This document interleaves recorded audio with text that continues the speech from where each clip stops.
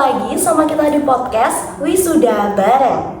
Nah, tak kenal maka tak sayang. Karena kita semua ini pengen disayang nih, maka kita akan memperkenalkan diri. Aku Adeline. Aku Rani. Aku Egis. Aku Asiel. Aku Flo. Tema podcast kita kali ini adalah Hakim bisa dibeli. Oke teman-teman, sebelum kita masuk ke poin utama kita harus tahu dulu nih mengenai apa sih itu independensi dari seorang hakim yang ada di Indonesia.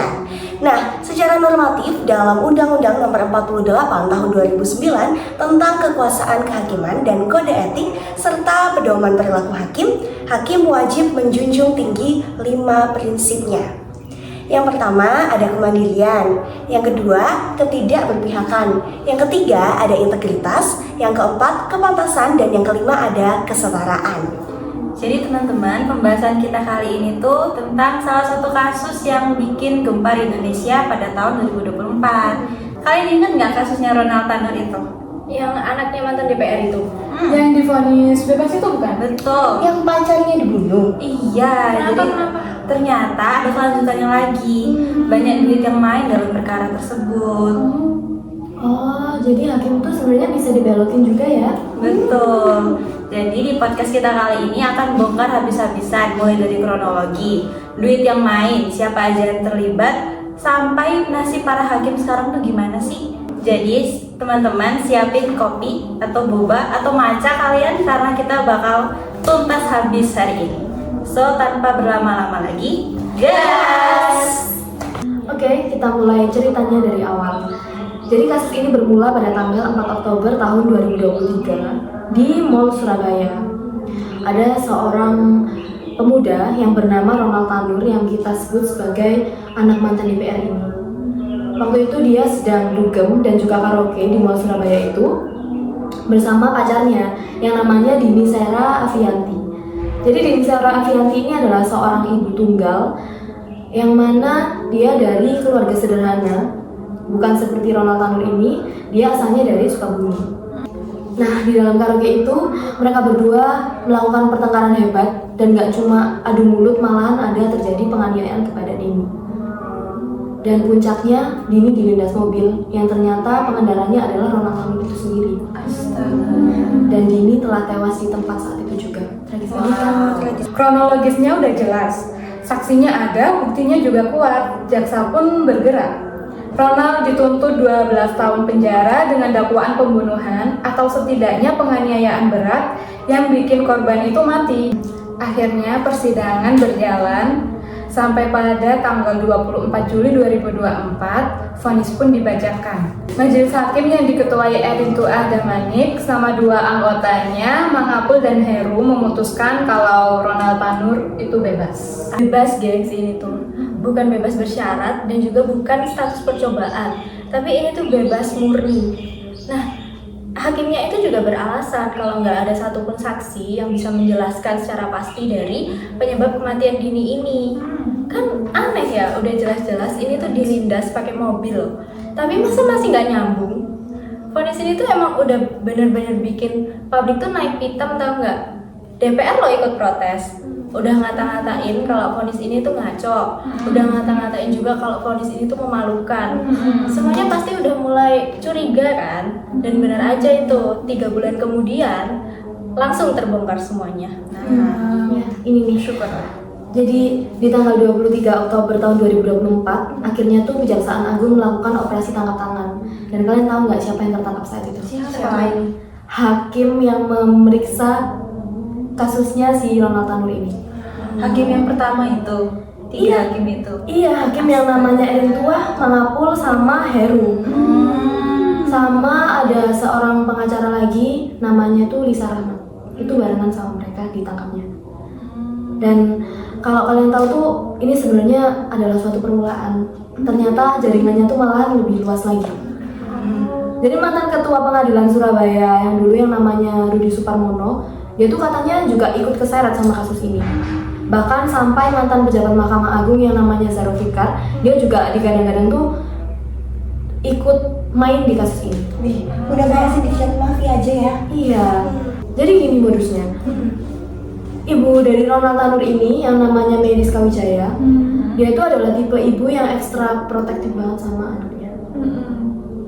Setelah dia tahu soal apa yang terjadi sama Ronald Tanur ini, dia langsung menghubungi pengacara yang namanya Lisa Rahmat ini untuk segera mengatur semua biar Ronald ini bisa bebas. Nah, akhirnya Lisa ini pun kenalan sama Zara Fikar. Dan disinilah Zara Fikar ini akhirnya ngenalin ke Rudi Suparmono ini, si mantan ketua pengadilan negeri Surabaya saat itu. Jadi Rudi ini ternyata perannya penting banget kan. Dia itu punya wewenang buat memilih hakim-hakim siapa aja bisa diajak kompromi. Bener. Dan mana itu adalah Eritua, Mangapul, dan Heru kan. Bener. Iya. Terus kalian tahu nggak berapa duit yang main? Wah, berapa tuh? Penasaran kan? Penasaran banget. 4,6 miliar. Emang mereka masing-masing dapat berapa itu? Nah, jadi masing-masing mereka dari mulai Eritua itu dapat $116.000 Singapura. Habis itu Mangapul itu dapat berapa? $36.000 Singapura. Habis itu Heru itu paling banyak tuh $156.000 Singapura. Plusnya 1 miliar. Wah, Kalau kayak gitu udah kacau banget sih. Dia di posisi hakim gitu juga ya kan. belum Dengan dari gaji uang Iya. hakimnya. Iya. gaji pokoknya aja udah berapa tapi dia masih mau bermain seperti itu. Pasti kalau hakim seperti itu udah pasti banget bisa ngebengkokin keputusan nih. Nah, bahkan waktu Nah teman-teman, bahkan waktu penggeledahan nih ditemukan sebuah amplop yang isinya tuh uang dan amplopnya tersusun rapi. Di amplop itu tuh ada tulisannya, tahu nggak Apa tuh? Tulisannya itu untuk kasasi. Beneran tulisannya segede untuk kasasi gitu. Iya betul banget, udah jelas banget. Berarti mereka emang udah rencanain ya buat siap bayar buat sampai ke tingkat banding sampai kasasinya. Itu bener Iya, sampai banget. otak-atik putusannya juga. Iya. Ngeri juga itu. Tapi gini loh, ada plot twist yang lucu sekaligus nyindir. Betul. Sehari sebelum para hakim itu digerebek, Kejaksaan Agung di Jakarta udah lebih dulu itu buat bergerak. Nah, pada tanggal 22 Oktober 2024, Mahkamah Agung membatalkan vonis bebas Ronald Tanur melalui jalur kasasi yang diajukan oleh jaksa. Nah, majelis yang diketuai oleh Susilo sama Hakim Ainal dan Sutarjo memutuskan kalau Ronald Tanur terbukti bersalah. Bersalahnya tuh gimana? Enggak terbukti pembunuhan gitu sih sebenarnya. Nah, itu masalahnya, pembunuhannya enggak terbukti, tetapi tetap terbukti melakukan penganiayaan berat yang menyebabkan kematian. Lah, terus hukumannya apa? 5 tahun penjara. Nah kan, ini tuh yang makin bikin ketahuan. Kan di tingkat kasasi MA itu dinyatakan bersalah tuh. Tapi di tingkat pertama PN masih bisa bebas. Ini tuh pasti ada permainan dong. Tapi emang putusan MA itu bisa jadi sekaligus tamparan sih buat para hakim di Surabaya itu. Mereka jadi susah ngeles. Iya.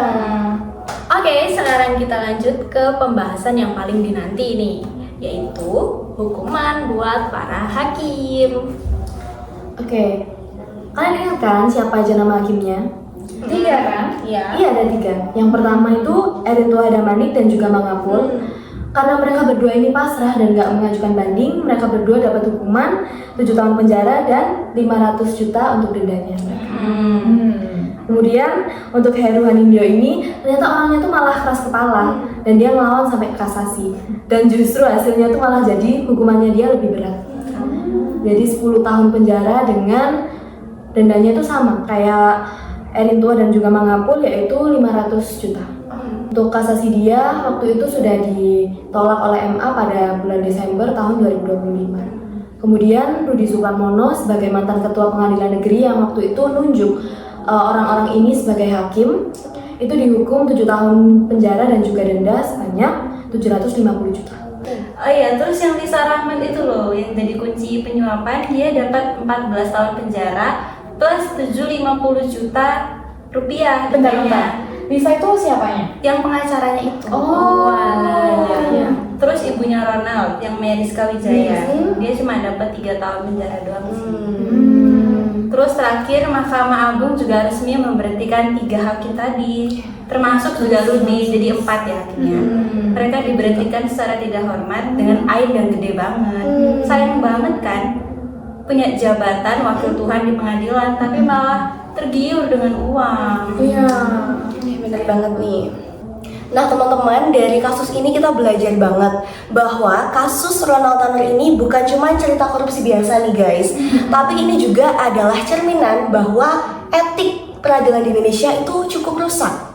Bukan cuma satu hakim, tapi ada 4 hakim, 1 pengacara, mantan pejabat MA, dan juga keluarga terdakwa. Mereka tuh udah kompak banget nyusun skenario jahat buat menggagalkan keadilan. Ini udah kayak pabrik kan, bukan cuma oknum lagi. Dan parahnya lagi ya, menurut data dari ICW atau Indonesian Corruption Watch, mulai dari tahun 2011 sampai di tahun 2024 udah tercatat ada 29 hakim yang menjadi tersangka kasus korupsi. Banyak gitu. Karena nerima duit curang soal kasus-kasus kayak gini. Dan dengan totalnya itu hampir 108 miliar. Jadi sebenarnya kasus Ronald Tanur ini cuma puncak gunung es aja dari sebuah masalah besar yang sebenarnya udah mengakar dari lama. Pesan dari podcast hari ini, percaya sama hukum itu penting, tapi jangan buta. Kita semua harus aktif ngawasin jalannya peradilan, jangan ragu buat ngeritik, nge-share berita-berita kayak gini, dan teriak kalau ada kejanggalan. Karena kalau kita diam, keadilan bakal selalu kalah sama uang. Oke, kalau kalian merasakan ini tuh mengguncang hati kalian nih, kalian bisa share podcast ini ke teman-teman kalian biar semuanya tuh sama-sama sadar. Nah, sampai jumpa di episode kita selanjutnya. Tetap waras,